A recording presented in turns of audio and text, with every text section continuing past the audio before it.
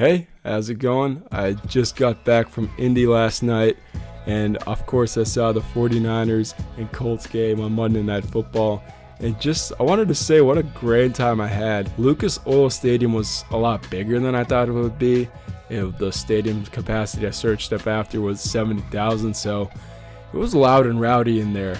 And a lot of Colts fans were showing love for their team, which I can respect a lot, but at the same time, could see a lot of red in a sea of blue, man. The faithful really showed out for this game, and I think what really kind of put that on display, traveling cross country, you could see the faithful out there with the Trent Williams interview after with ESPN, man. They did such a good job of showing love. They always do, and it was just so awesome to see all these fans, everybody hyped up for this team, man. This team has made, I think I can speak for everybody in the faithful, so proud. I firstly quickly wanted to go through my experience at Lucas Oil Stadium. So I got there 60 or so minutes before kickoff.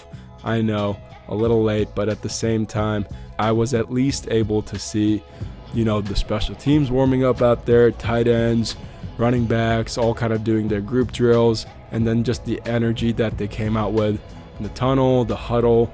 I got clips of all that, and I was recording all these clips with, my regular iPhone camera, and I turned to my left and I see this ginormous Sony, camera that looks like it's like, something out of like a sci-fi movie. But I talked to the guy for a little bit. He worked for ESPN itself for Monday Night Football, and he told me that whole rig was worth close to $600,000. So thank you for making me feel insecure about my own camera, but at the same time, a lot of appreciation for just also the crews that work, across the stadium. I think there's about 20 or so of those ginormous cameras all around the stadium. Then I was trying to find my seat, and it was kind of a hassle to find it because I had entered through the wrong gate from the north entrance. I needed to go in from the south entrance to easily get into my seat, and it said that on the ticket, but I just did not know at the same time. Dummy me, but I eventually got there, sat down, and a lot of Colts fans around me, but at the same time, it just so happened that there was a nice older guy onto my right from New Jersey that was a very, very faithful Niner fan. Me and him yapped about everything under the sun there was to do with the Niners, man, and just had an awesome time just cheering every touchdown, cheering every third down and long conversion the Niners had. Plenty of those. This Niners offense, again, has done such a good job of getting into its full stride. A little bit of a scare with Kittle, because he limped out for a little bit. I think he told reporters he doesn't believe he has a high ankle sprain. I think that's what the fear was.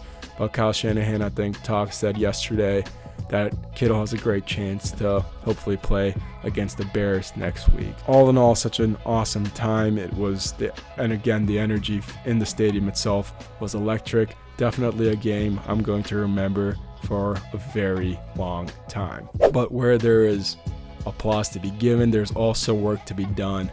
And the Niners, are not done yet in terms of where they want to be seated in the playoffs. The Niners have already clinched a playoff spot, but they are now looking to take control of the NFC by taking that number 1 seed. Which sounds absolutely crazy to me considering how the season has gone, man.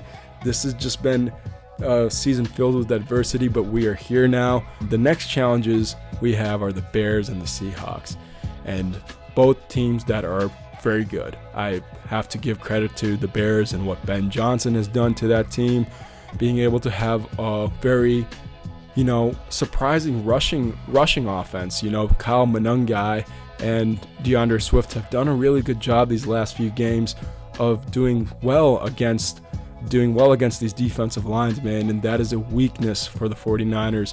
We didn't get any pressure really on Phillip Rivers all night, except aside from 2 sacks that we had. But at the same time, man, we're going to have to definitely have our hands full with that defensive line, being able to hold up against a great offensive line that Chicago has and a great run offense.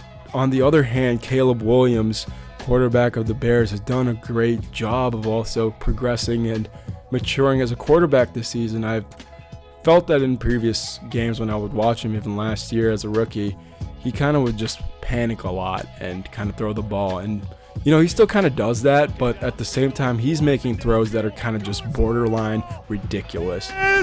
Caught! Bears win it! Again, like I said, the Niners offense has to be the engine behind this team, man, and that has been the case. And so the only way to be able to kind of, win a game like that against the Bears is to make sure you have time of possession. So I look really forward to it. It is a Sunday night football game at 8:20, and it's going to be an important game here in the NFC. We're going to get to the Seahawks next week, but one game at a time, one play at a time, and one drive at a time, whatever. I don't know if that makes any sense, but you get the point. Anyways, guys, those are just some of my thoughts. It's such an exciting time of the year. I'm going to go up and eat some cookies. I'm getting fat, but at the same time, the gym's not open today, so I'm not going there either. So yeah, guys, I hope you guys have enjoyed this. And yeah, take it easy, fam. Peace.